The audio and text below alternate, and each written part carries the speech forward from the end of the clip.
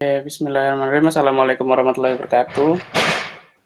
Waalaikumsalam Selamat warahmatullahi siang wabarakatuh. semuanya. Oke, ini pertama kalinya aku sharing ya di hari berkualitas gitu. Untuk pertama kali sharing ini aku bakal bahas tentang UI UX fundamental, terutama warna gitu. Di sini aku udah buat outline-nya. Yang pertama introduction UI UX itu apa, terus apa itu user interface dan apa itu user experience juga. Jadi perbedaan keduanya, lalu tools apa aja sih yang bisa kita pakai gitu untuk membuat UI UX ini. Lalu ada introduction color theory, lalu ada arti warna dalam UI design juga ada, dan yang terakhir tentang meracik skema warna dalam UI design gitu. Jadi untuk hari ini kita nggak ada praktek gitu, jadi cuma penjelasan aja. Nanti mungkin jika ada kesempatan kita bisa belajar bareng lagi gitu. Di sini juga bukan berarti saya yang lebih pintar gitu terkait ini, namun kita sharing-sharing aja gitu. Oke, masuk ke pembahasan pertama itu tentang introduction UI UX. Sebenarnya sebelum kita lebih jauh gitu, mari kita bahas tentang UX terlebih dahulu. Nah, ini ada 5 profesi yang paling diburu versi Pak Nadiem Makarim. Yang pertama itu adalah analis. Nah, di sini juga ada penjelasannya, profesi yang tugas kerjanya adalah menerjemahkan angka-angka menjadi laporan yang dapat dengan mudah dimengerti oleh orang awam untuk kebutuhan pengambilan keputusan gitu. Bahkan di Jepang pun sudah ada ya analisnya. Lalu yang kedua di sini ada researcher. Sesuai namanya, profesi ini punya tugas mencari atau menemukan ide-ide baru yang dapat dimanfaatkan untuk pengembangan bisnis. Lalu yang ketiga ada UX designer. Nah, secara umum profesi ini bertanggung jawab menciptakan produk yang dapat menyesuaikan dengan perilaku, sasaran, motivasi, dan kebutuhan pengguna atau konsumen. Selanjutnya ada software engineer. Sesuai namanya, profesi ini punya tugas membangun produk perangkat lunak yang umumnya kita temukan sebagai aplikasi di layar handphone. Lalu selanjutnya ada product manager, yaitu profesi yang bertugas memimpin sebuah tim untuk membuat atau menciptakan produk baru yang dapat diterima di pasar. Nah, dari 5 profesi ini hampir semuanya ada ya di Javan gitu, alhamdulillahnya. Nah, di sini juga saya akan bahas tentang sebenarnya kenapa sih ada UI dan UX gitu atau turunan-turunan lainnya. Nah, di tahun 2009 itu cuma ada 2. Yang pertama web designer dan graphic designer gitu. Ternyata pada tahun 2019 itu dipecah lagi jadi lebih banyak gitu. Ada user interface, terus ada user experience itu apa, user researcher juga, UX writer, UX engineer, interaction design. Nah, ini ada banyak banget dan tugasnya pun beda-beda gitu ya. Dari UI itu beda, user experience itu beda, terus UX writer juga sekarang sedang hype-hype-nya juga gitu. Jadi sedang banyak kebutuhan di UX writer. Terus UX engineer, lalu interaction design. Kita nggak bakal bahas ini lebih jauh gitu. Cuma mau tahu sebenarnya evolusinya itu seperti apa gitu dari tahun 2009 10 tahun ini ke 2019 gitu. Selanjutnya kita akan bahas tentang apa sih user interface dan user experience itu sendiri gitu. Pertama, apa itu user interface? User interface adalah ilmu tentang tata letak grafis suatu web atau aplikasi gitu. Cakupan UI adalah di sini saya bold juga tentang tombol. Jadi cangkupannya adalah tombol yang akan diklik oleh pengguna, teks, gambar, text entry field, dan semua item yang berinteraksi dengan pengguna gitu. Jadi memang kalau aplikasi kita selalu berhubungan dengan tombol-tombol gitu. Ini setelah diklik larinya kemana, setelah klik larinya kemana kayak gitu. Makanya di user interface juga ada, prototyping gitu. Itu juga sudah pernah saya tulis di blog Javan juga jika teman-teman, rekan-rekan juga mau baca tentang prototyping dan aplikasinya apa aja bisa langsung di blog Javan itu. Nah ini, salah satu metodenya ya, bisa bisa pakai Canvas atau bisa pakai aplikasi-aplikasi yang sebenarnya sekarang banyak, juga disediakan gitu, entah yang, desktop atau yang web based gitu, udah banyak sekali. Selanjutnya di sini saya akan bahas tentang user experience-nya. Nah, eee, di sini saya kutip dari Kumparan, UX design itu proses membangun sebuah website atau aplikasi yang kamu buat menjadi mudah untuk digunakan dan tidak membingungkan ketika digunakan oleh pengguna gitu. Jadi sebisa mungkin dari user experience ini sebenarnya gimana sih caranya supaya pengguna itu make aplikasi yang kita buat itu lebih mudah gitu, bukan mempersulit. Nah, terkadang itu banyak hal yang kita temui gitu. Ini, desainnya bagus, tapi kok ngegunainnya bingung ya, tombolnya ada di mana, kayak gitu. Terus ini gunanya untuk apa, kayak gitu. Jadi sebenarnya dari UI dan UX itu banyak sekali tantangannya gitu. UI-nya bagus belum tentu UX-nya juga bagus seperti itu.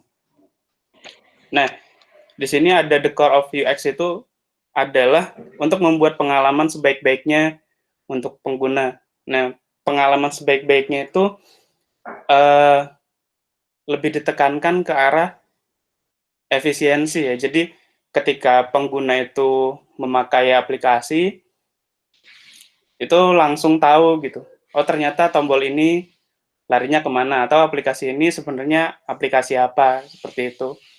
Dan tidak membingungkan gitu. Pun dengan, eee, apa ya, UX writer-nya. Di writer-nya itu tulisannya misal ada bahasa Inggris, lalu ada bahasa Indonesia gitu. Jadi sebisa mungkin tidak membingungkan, eee, pengguna, kayak gitu. Nah, di sini saya akan memberikan sebuah gambaran tentang perbedaan UI dan UX sendiri. Nah, di sini ada gambar yang di atas itu, UI. Tampilannya bagus banget dan, ini tuh cangkir ya, cangkir untuk minum. Tampilannya bagus banget, unyu banget, lucu pokoknya. Ketika dilihat lucu, ternyata pas kita minum, itu mata kita kecolok sama kupingnya, kayak gitu. Nah, ini tuh, UI-nya bagus tapi UX-nya ternyata enggak gitu. Nah, di sini gunanya kita riset, kira-kira UI-nya bagus, UX-nya juga seharusnya bagus, kayak gitu. Jangan sampai kayak gambar yang di sini gitu. UI-nya bagus tapi ternyata di UX-nya itu malah membingungkan atau menyakitkan kita sendiri. Jadinya nggak, apa ya, pengalaman penggunanya itu nggak baik, kayak gitu. Nah, itu tentang perbedaan UI dan UX-nya. Nah, selanjutnya itu, tentang tools-nya. Sebenarnya tools apa sih yang dipakai di UI UX gitu. Terus mungkin kita mikir perbedaannya apa, kayak gitu. Nah, sebenarnya kalau untuk tools di sini perbedaannya itu hampir, apa ya, mungkin cuma tampilannya aja, secara garis besar itu sama sih. Di sini pertama ada Sketch, nah ini terutama di Apple atau MacBook untuk program desain dan prototype simple. Jadi memang Sketch juga bisa untuk buat vektor juga gitu, tapi memang tersedianya di platform Apple kayak gitu. Nah, selanjutnya di sini ada InVision Studio. Ini bisa di semuanya gitu, tapi lebih ke prototype, prototype dan dia web based. Dia web based kalau untuk InVision Studio gitu. Jadi untuk InVision Studio sendiri ya kita tinggal taruh gambar, nanti tinggal prototipenya tombol mana yang mau ke halaman mana kayak gitu. Nah, selanjutnya ini Figma ya, mungkin, teman-teman engineer juga udah, sering berkomunikasi dengan Figma juga gitu, apalagi saya juga kan rata-rata desainnya di Figma. Nah, kenapa milihnya Figma? Karena pertama, ya Figma berbasis web gitu. Lalu semuanya pun bisa berkolaborasi di sana. Selanjutnya juga di Figma ya punya plugin. Pun di tempat lain juga ada, Sketch punya plugin juga, XD juga punya plugin, cuma memang perbedaannya di Webdesk gitu. Lebih lebih enteng kayak gitu. Selanjutnya ini XD. XD dari Adobe ya, produknya salah satu produknya Adobe. Nah, ini termasuk yang bagus juga untuk UI design seperti itu. Jadi sekarang yang memang lagi hype itu Figma dan XD juga katanya kan sekarang gratis, mungkin nanti akan bayar gitu. Ada isu untuk bayar gitu. Nah, selanjutnya di sini ada Framer. Framer tuh bisa ini web-based juga sama kayak InVision Studio dan sekarang lagi hype banget untuk prototyping di Framer ini. Nah, itu tadi sekilas tentang UI dan UX desain gitu. Nah, selanjutnya kita masuk ke teori warnanya. Kalau tadi tentang UI UX-nya, sekarang kita masuk ke teori warnanya. Nah, sebenarnya apa sih fungsi warna itu gitu? Nah, di sini menurut Pablo Picasso, warna itu seperti fitur mengikuti perubahan emosi. Jadi, kenapa di awal di outline-nya itu saya bahas tentang uh, arti warna dalam UI design kayak gitu. Itu bisa dipercaya atau enggak gitu, tapi menurut riset seperti itu gitu ya. Nah, di sini juga ada di beberapa negara itu kayak Mesir dan Cina itu menggunakan warna sebagai sarana terapi penyembuhan yang bisa disebut sebagai kromoterapi. Jadi warna tuh bukan cuma apa ya, cuma buat mempercantik aja. Ternyata di beberapa negara itu malah dipakai untuk sarana terapi atau penyembuhan. Bahkan kan mungkin setiap orang juga punya perbedaan masing-masing ya terhadap warna. Mungkin ada yang suka warna merah, ada yang suka warna ungu, biru gitu. Ada yang suka warna yang lain, mungkin kuning, ada yang suka warnanya campur-campur, ada yang cuma suka satu warna kayak gitu. Jadi itu tergantung dari perubahan emosi yang kita mau atau tampilan kita sendiri seperti itu. Nah, selanjutnya di sini ada beberapa warna ya. Pertama warna empat kategori warna, warna primer, sekunder, tersier, dan netral gitu. Nah, warna primer sendiri itu adalah warna yang original seperti merah, kuning, biru. Jadi mereka bukan warna campuran dari warna lain gitu. Itu warna primer. Nah, kalau sekunder itu adalah campurannya proporsinya 1:1. Misal warna kuning dicampur biru itu jadi hijau. Lalu misal merah campur kuning itu jadinya orange seperti itu. Jadi warna sekunder itu adalah warna primer yang proporsinya 1:1 gitu. Di sini warna tersier itu warna campuran warna primer dan sekunder. Jadi warna sekunder kan tadi 1:1. Warna primernya merah, kuning, biru gitu. Jadi misal warna jingga cerah atau sedikit kekuningan itu campuran warna jingga dan warna kuning gitu. Seperti itu. Nah, di sini warna netral juga ada campuran dari ketiga warna di atas, merah, kuning, dan biru dengan proporsinya 1:1:1. Dari ketiga warna ini akhirnya dicampur gitu. Dan semakin pekat akan menuju warna hitam seperti itu. Nah, selanjutnya di sini ada color karakteristik. Ini bisa dibaca nanti filenya juga aku bagi ya dari warna hitam emotionnya merah itu energi, attention, courage, passion, dan sebagainya. Nanti aku bagi. Nah, selanjutnya di sini juga untuk masalah pewarnaan itu kita seharusnya memperhatikan audiens kita. Nah, kalau di Javan sendiri kan audiensnya atau kita banyak di pemerintahan gitu ya. Jadi kita harus memperhatikan itu juga kira-kira warna apa yang cocok untuk di web kita seperti itu. Nah, di sini ada studi dari audiens sendiri. Ini ada warna men untuk laki-laki tuh seperti apa gitu.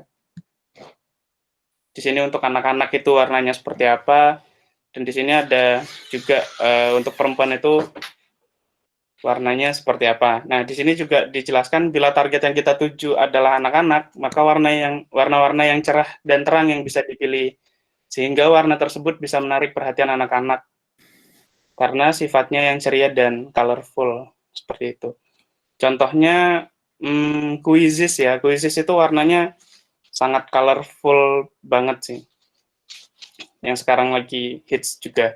Nah, selanjutnya saya akan membahas tentang meracik skema warna dalam UI design seperti itu. Nah, di sini ada campuran-campuran warna juga. Sebenarnya untuk UI design sendiri itu udah banyak banget website yang membahas tentang warna, atau mungkin kita bisa memilih sendiri warna apa saja yang mau kita taruh di website seperti itu. Contohnya color hip, color lip, color hunt gitu-gitu seperti itu. Nah, di sini ada beberapa warna ya, ada sekitar 6 warna yang mungkin bisa kita pakai untuk website kita. Yang pertama, warna monokromatik. Nah, di sini adalah teknik pemilihan warna menggunakan satu warna dominan atau kuat gitu. Jadi cuma satu warna aja. Kalau di sini kita lihat, ini memakai warna monokromatik. Jadi warna biru gitu. Teknik ini menimbulkan suasana minimalistik dan harmonis secara keseluruhan. Jadi satu warna full, semuanya warna biru gitu. Jadi warna biru dan latarnya putih gitu. Mungkin kalau dark mode ya warnanya latarnya hitam mungkin seperti itu. Tapi warna dominannya ya biru di sini. Mulai dari header sampai konten-konten kayak buttonnya juga warna biru gitu. Nah, selanjutnya di sini ada warna analogous. Nah, teknik ini hampir sama dengan monokromatik, tapi ada aksen warna tambahan gitu. Warna tambahannya itu adalah warna palet yang kita geser sedikit. Jadi bisa dibilang warna turunannya sedikit gitu. Jadi ngegeser palet dari warna biru ke hijau atau ungu, seperti di sini ini warna hijau ya, biru Tosca. Nah, di sini juga bisa dipakai dengan teknik ini, analogous. Dari warna yang biru tadi, ternyata tambahannya ya kita mau pakai analogous, misalkan dua warna gitu. Jadi tinggal geser paletnya aja dari warna biru ke biru Tosca seperti itu. Nah, yang ketiga ini ada komplementari atau warna kontras gitu. Di teknik ini adalah kita memadukan warna yang kontras atau berlawanan untuk menimbulkan kesan mengundang yang tegas. Nah, artinya di sini warna yang paling mencolok adalah buttonnya gitu. Di sini buttonnya warna merah, headernya warna biru, jadi seakan-akan kita melihat oh di sini ada button ternyata. Kalau di sini warna biru cuma satu tok, ya mungkin terlihat tapi nggak terlalu tegas gitu. Komplementari itu dibuat mengundang dan tegas seperti itu.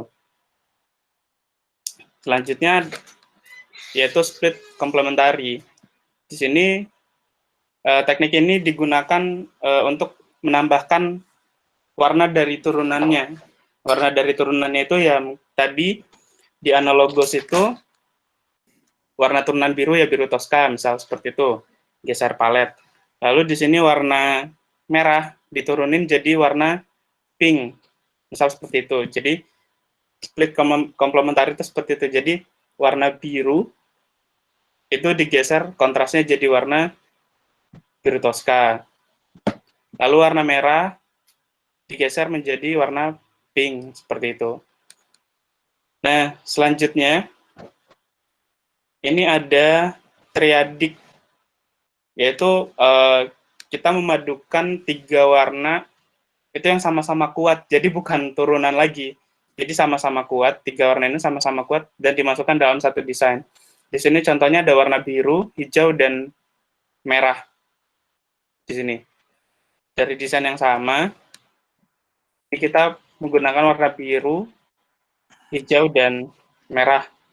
Seperti itu. Nah, di sini penjelasannya, misalkan kita menggunakan warna biru sebagai warna utama, hijau sebagai warna konten, dan pink sebagai tombol. Jadi di apa namanya, di aplikasi ini berarti semua tombol tuh berwarna pink. Untuk warna kontennya, mulai dari grafik, icon, dan sebagainya, itu warnanya hijau di triadic ini. Nah, selanjutnya ada, ini yang terakhir, rectangular tetradic. Nah, teknik ini menggunakan dua pasang warna komplementari. Masih ingat ya, komplementari kita memadukan warna yang kontras gitu, antara biru dan merah. Maka bisa ditambahkan satu warna lagi yang tidak terlalu jauh. Mungkin di sini ada warna oranye. Nah, di sini dari warna biru, ini turunannya ya ungu, lalu oranye dan merah. Seperti itu untuk rectangular tetradic. Nah, selanjutnya ini ada salah satu kata-kata dari Steve Jobs. Desain bukanlah hanya sekedar apa yang terlihat dan dirasakan. Desain adalah bagaimana produk itu bekerja. Seperti itu. Matur nuwun, jika ada pertanyaan teman-teman, mungkin untuk pembahasan tentang warna sudah selesai, nanti kita akan lanjutkan di sesi diskusi.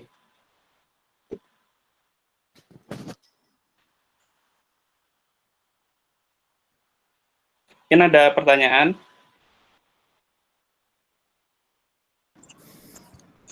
Yuk, silahkan buat teman-teman semua.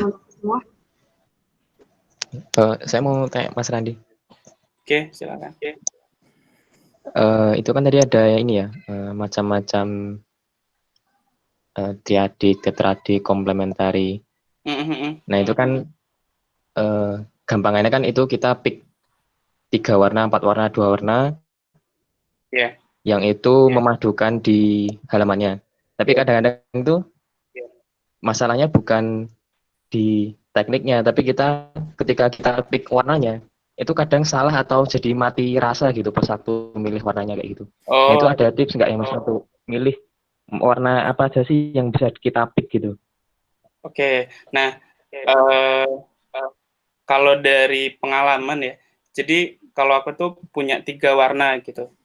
Misal warna ini ya, komplementari kontras gitu. Di sini memadukan 2 warna yang mengundang gitu, atau 3 pun nggak jadi masalah. Misal warna biru, hijau, dan merah. Kita punya warna dominan pasti kan. Misal logo Javan itu warna biru kan, biru dan biru muda gitu. Berarti kita punya 2 warna nih, yang mana yang warna itu kita jadikan dominan gitu. Misal kita maunya biru tua. Nah, kalau dari aku biasanya cari di sini, di dribble.com, supaya warnanya itu kita sesuai, kita cari di dribble.com. Nah, nanti kita tinggal cari heksanya. Heksa biru tuh apa sih? Biru yang seperti apa sih? Contoh di sini, aku mau warna biru yang ini. Nah, di dribble juga sebenarnya sudah punya warna ya di sini. Jadi kita tinggal mau biru yang seperti apa. Misal biru yang ini ya. Nah, nanti dari dribble sendiri itu kasih beberapa komposisi warna dari warna biru tadi. Nah, kita bisa pakai seperti ini. Contoh.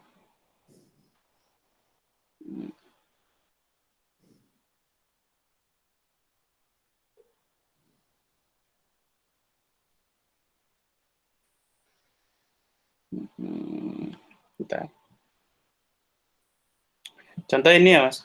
Nah, tadi kan dribble sudah ngasih apa ya, suggest warna gitu. Heksanya kita sudah tahu, heksa dari aplikasi atau website itu. Nah, di sini dia ngasih beberapa warna. Ada warna putih, biru muda, dan abu-abu. Nah, di sini bisa dicek juga. Nah, misal di sini ada warna merah juga ya, Mas. Misal kita mau pakai warna merah, berarti ngambil heksanya warna yang di sini. Gitu. Di sini sudah ada heksanya juga. Atau kalau misalkan memang masih bingung, heksanya bingung gitu, di Figma itu sudah menyediakan juga gitu. Oh, heksanya sekian, bisa dipakai. Seperti itu sih. Jadi tekniknya adalah kita menentukan warna dominan dulu, terus warna kedua apa, dan warna ketiga apa, kayak gitu. Nah, jika sudah sesuai, nanti bisa dicari di Dribbles ini nih, website yang paling enak buat nyari komposisi warna. Seperti itu sih. Oke, makasih Mas Randi. Sama-sama. Nah, tadi ini dong, mungkin ya kadang ngalamin juga sih, jadi itu ya, misalnya udah punya satu warna nih, Randi ini. Nah, terus pengen menentukan warna kedua dan ketiganya gitu. Kalau ngeliat teknik yang biasa dipakai ya, Pak? Nah ya, makanya gimana sih biar warna kedua dan warna ketiga itu ketika nanti digabung dengan warna yang utama tadi itu ya itu oke gitu kombinasinya, kayak jadi nggak tadi dibilang apa Novi mati rasa gitu. Jadi ya warnanya itu ketika digabungkan itu ya kombinasinya tetap cantik gitu. Nah, iya. Itu ya biasanya tetap masih pakai dribble sih, Pak. Tetap dribble nyarinya, nanti baru coba-coba gitu. Di contoh di sini sih.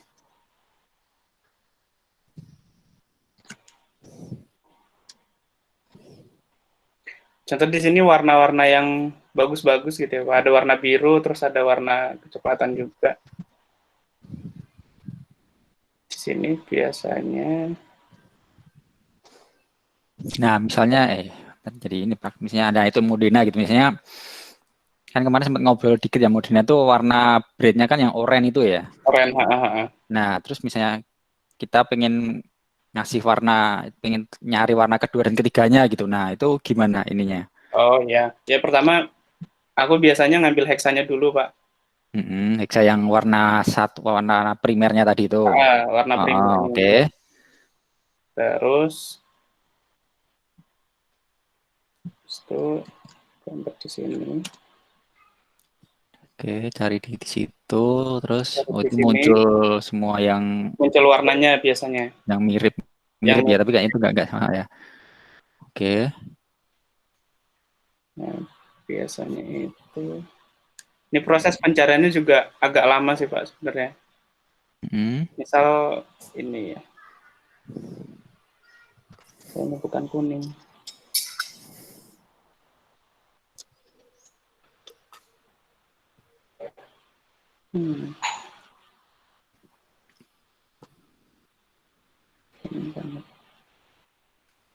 Berarti kayak gini tuh tetap ini ya, tetap sambil screening gitu ya. Oh, iya, jadi ini bagus, kayaknya ini enggak gitu. Berarti tetap butuh mata desainer gitu ya di sini ya. Iya, tetap nyari sih, Pak, sebenarnya. Aku login dulu deh, ini enggak banyak ini.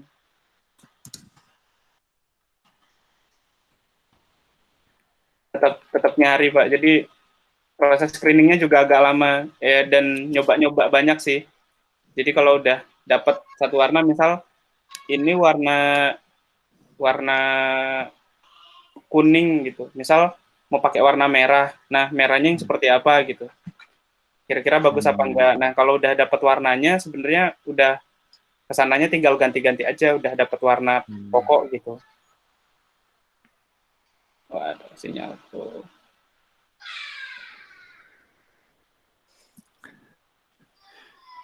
Iya, jadi tetap ada apa? Feelingnya juga sih, Pak. Misal mau pakai warna merah, ya di sini ada yang barengan merah juga. Nah kayak gini, ini warna-warna yang kayak gini biasanya yang aku ambil sih, Pak. Kalau tadi ada warna kuning ya. Nah ini warna kuningnya yang kayak gini. Nanti misal mau pakai warna merah, berarti yang nggak nabrak tuh warna merah yang seperti ini. Dan biru tuh biru yang seperti ini gitu. Karena kan di Dribble juga apa ya, mereka nggak filter gitu. Maksudnya desain-desain yang biasa mungkin juga bisa masuk ke sini. Yang jelek itu istilahnya. Istilahnya ini juga kan pewarnaannya kurang bagus kayak gini nih. Nah, ini kan dari warna putih ke oranye itu kurang bagus ya, karena nggak kelihatan. Kita nggak tahu mana yang ini tulisannya apa gitu, dan nggak fokus gitu, nggak tegas. Desain-desain yang seperti ini juga masuk di Dribbble, jadi mungkin bisa pakai feeling untuk merasakan juga, oh kira-kira warna ini bagus nih. Tetap harus main feeling ya. Iya, tetap main feeling Mbak kadang. Atau kalau memang masih feelingnya masih mau diasah, itu bisa juga misal nyoba-nyoba warna aja yang ada di sini kan ada banyak banget warna. Nah ini bisa dicobain satu-satu gitu Pak. Oh kira-kira ternyata warna biru yang bagus gitu, atau warna merah yang bagus. Biasanya sih kayak gitu. Kalau pakai yang tadi itu apa? Yang teori warna tadi itu belum tentu dijamin bagus ya? Kalau ini belum tentu dijamin bagus, tapi kalau aku biasanya memang pakai yang ini Pak, analog goals biasanya gitu. Contoh, misal kemarin dapat warna biru.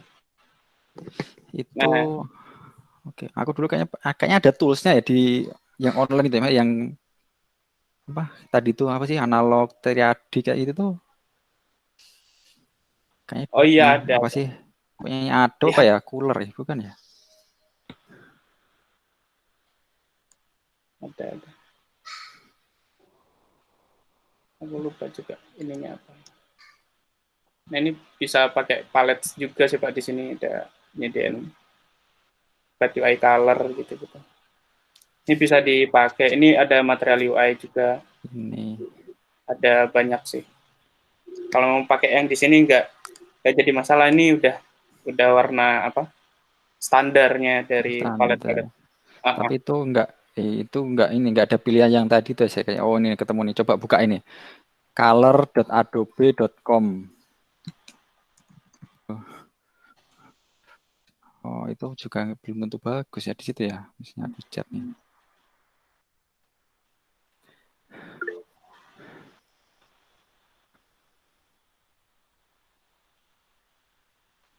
Ini ya Pak.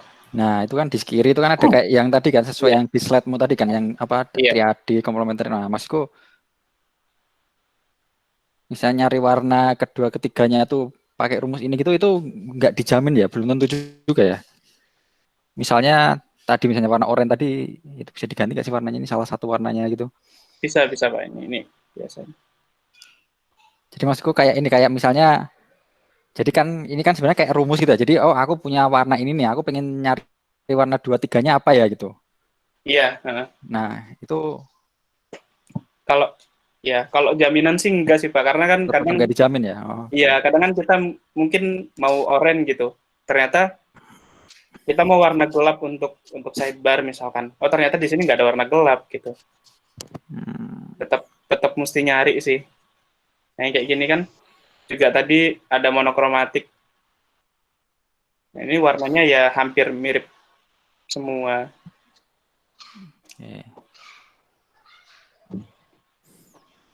Lebih sering pakai yang tadi sih Pak, flat UI color. Ya.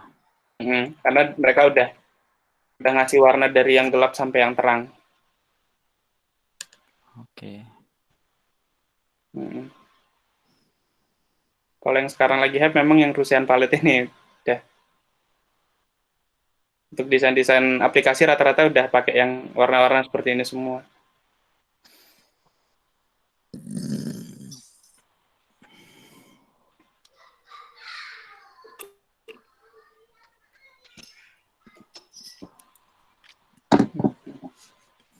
Oke. Silahkan yang lain. Oke. Ada lagi? Halo Mas Andi. Ya, halo. Oke. Mau bertanya. Kan ini tuh untuk warna sendiri, tadi mungkin menyambung dengan pertanyaan-pertanyaan sebelumnya, kan ada main feeling. Nah mungkin Mas Andi pernah mengalami, jadi judul pertanyaannya mungkin ya, bagaimana menyamakan feeling tersebut. Soalnya kan untuk membuat desain sendiri pasti ada desainernya, terus ada yang reviewer lah ataupun langsung viewernya. Kadang kan si warna ini ada persepsi tersendiri ya antara desainer, misalnya kita bikin pasti secara subjektif terlebih dahulu kan, feeling kita bagus nggak sih? Ternyata udah bagus, ternyata ketika dilempar ke viewer atau reviewer ternyata kurang serak lah sama yang reviewernya ini. Nah, dari pengalaman Mas Andi sendiri itu untuk solusinya lah untuk menanggapinya bagaimana? Iya, untuk warna sendiri ya, terkait warna memang sering banget jadi kendala gitu. Kadang kita dari desainer kan memang subjektif gitu ya, oh ini menurut kita bagus gitu. Ternyata klien kita itu nggak suka gitu. Misal kita sukanya yang Russian palette ini agak menenangkan gitu. Ternyata dari klien kita tuh sukanya yang Dutch palette ini lebih ngejreng gitu warnanya. Nah, kalau dari pengalaman sendiri sih kadang-kadang ya kita mesti menjelaskan dulu dari sisi desainer itu kenapa pakai warna ini. Tapi kalau memang nggak bisa atau kliennya itu agak kekeh, maunya warna terang gitu, dan itu nabrak dari mata desainer kan kadang-kadang, wah ini nggak sesuai gitu, ini agak susah gitu. Tapi ya mau nggak mau kita harus ngejalanin gitu Pak.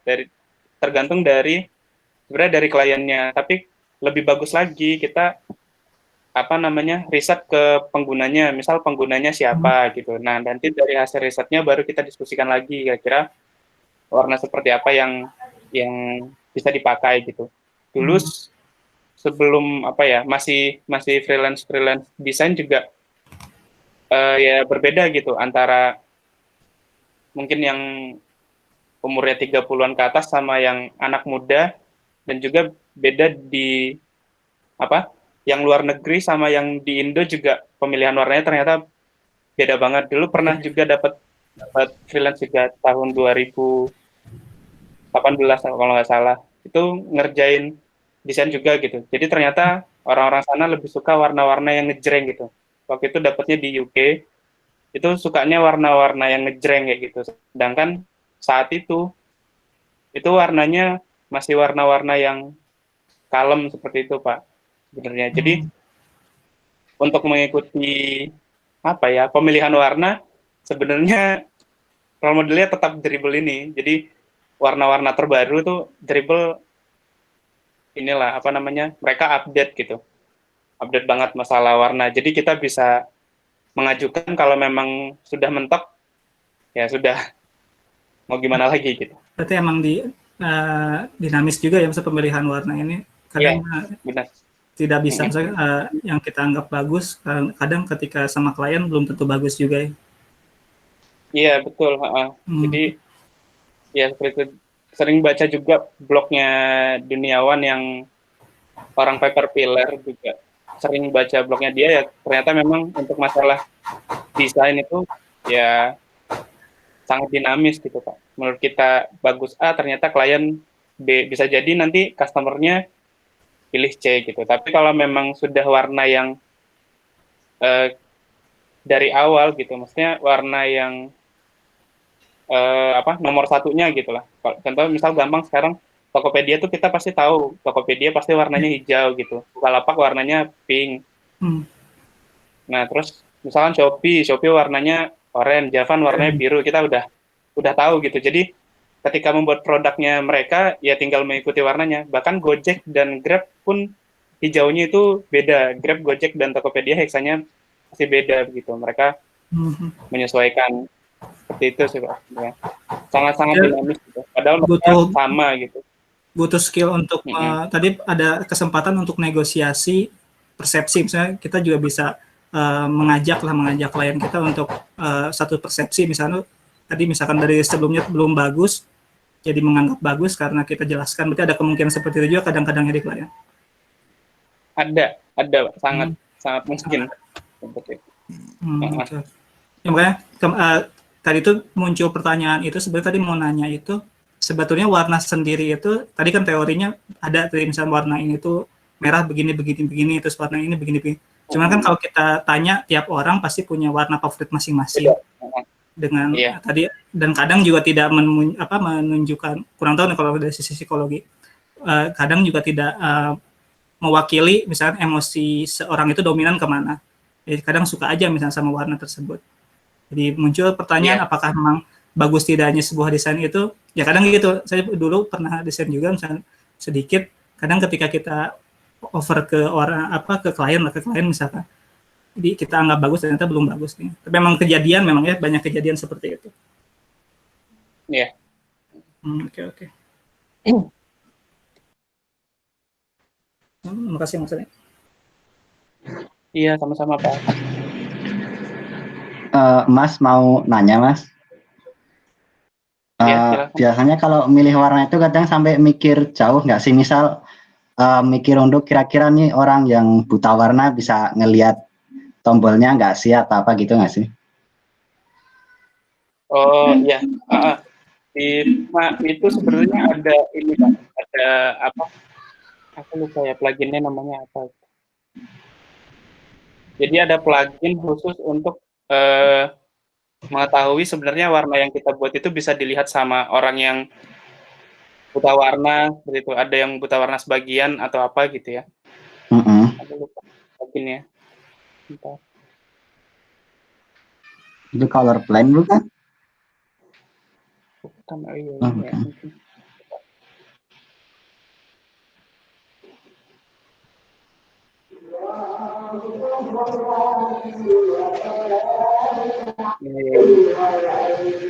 Nah ini ya. Nanti dia bisa apa namanya, bisa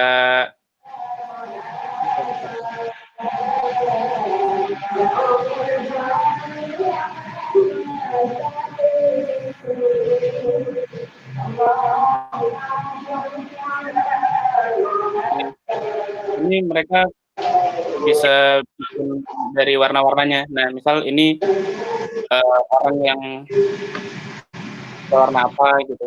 Ini ada banyak banget memang. Oh, jadi nanti ketika ada satu yang nggak kelihatan diganti semua dari warna utama awalnya yang itu ya? Iya, diganti. Oh.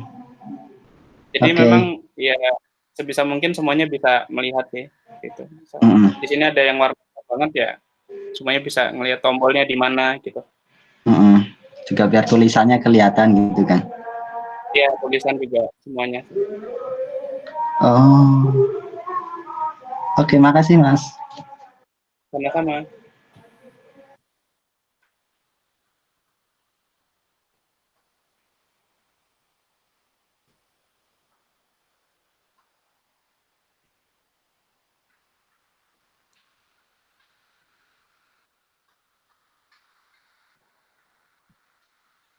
Gimana Bu Nurul? Halo. Halo. Kasih Mas Randi udah selesai berarti cukup? Oh, oke. Enggak, aku tanya. Oh, iya sudah. Kalau udah nggak ada yang nanya lagi, ya. Oke, sebelum pindah ke sesi yang lain, mungkin ada yang masih mau tanya? Boleh ini mungkin satu. Oke. Mungkin ada suatu website yang misalkan pernah lihat Mas Randi itu bagus dan mau menerangkan ke kita ini, misalkan warna ini website ini pakai warna ini bagus karena ini gabungan dengan warna apa gitu, ada nggak? Kalau tadi lebih bertanya ke yang tadi juga apa persepsi, jadi kita tuh tahu ini tuh bagus ternyata gitu. Sedangkan kita yang awam masih nggak tahu bagusnya gimana sih. Ya kalau untuk apa? Dan segi UX misalnya ini bagus karena tombolnya ini kelihatan gini. Kalau untuk warna sih homepage ya Pak, aku suka banget sama ini paper pillar ini. Warnanya banyak tapi bagus. Kalau untuk website aku tetap ini sih masih suka sama yang ini. Tapi kan setiap orang pasti beda ya. Apa namanya? Kesukaannya terhadap warnanya gitu. Kalau aku suka ini banyak warna tapi bagus gitu. Perpaduannya juga bagus, biru, merah, oranye. Masih solid, masih kita bisa nikmatin walaupun warnanya macam-macam. Iya, terkadang kan website tuh cuma punya 3 warna gitu. Ya. Ini warnanya lumayan banyak tapi masih kita bisa nikmatin. Nah, seperti ini. Nah, ini kayak warna ungu sama biru. Pilar. Coba dong ada halaman lainnya nggak? Halaman misalnya halaman blog atau apa gitu. Oh, nggak ada Pak. Kalau mereka ya, cuman satu itu doang ya. Blog di Medium. Itu ya.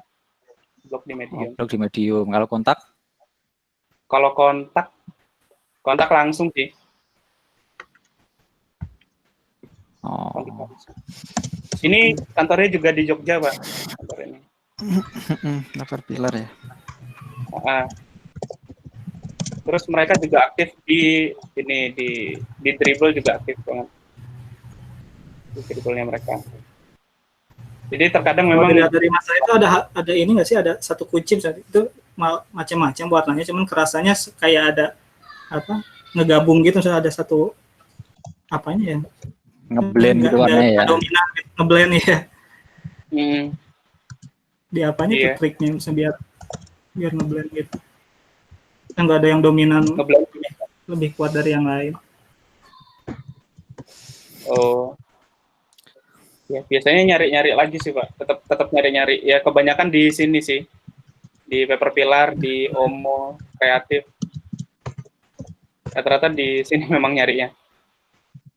Kadang ya warna biru, ya butuh warna biru, ya warna birunya yang di sini gitu.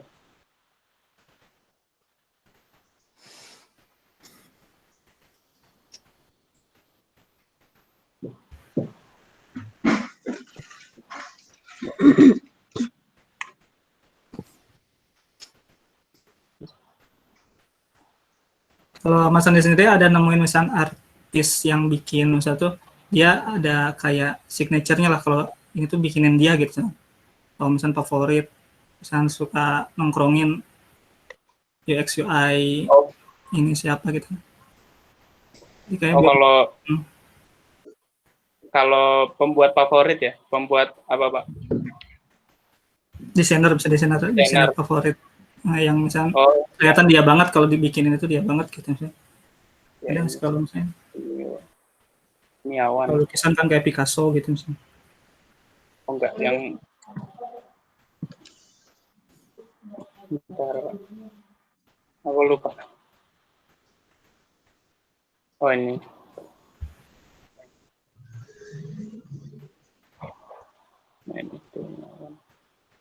Nah, kalau aku sukanya sama ini, Pak, Dwi Nawan.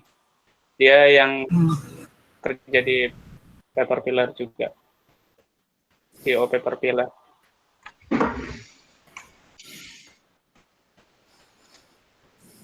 Dan ini sih, apa namanya, kalau ngelihat desainnya Dwi Nawan ini langsung tahu gitu. Oh, ini desainnya dia kayak gitu. Karena apa ya? Teknik white space-nya itu bagus gitu, Pak. Ya. Nah, white space kayak gini itu bagus-bagus. Jadi langsung tahu, oh ini buatannya dia. Gitu.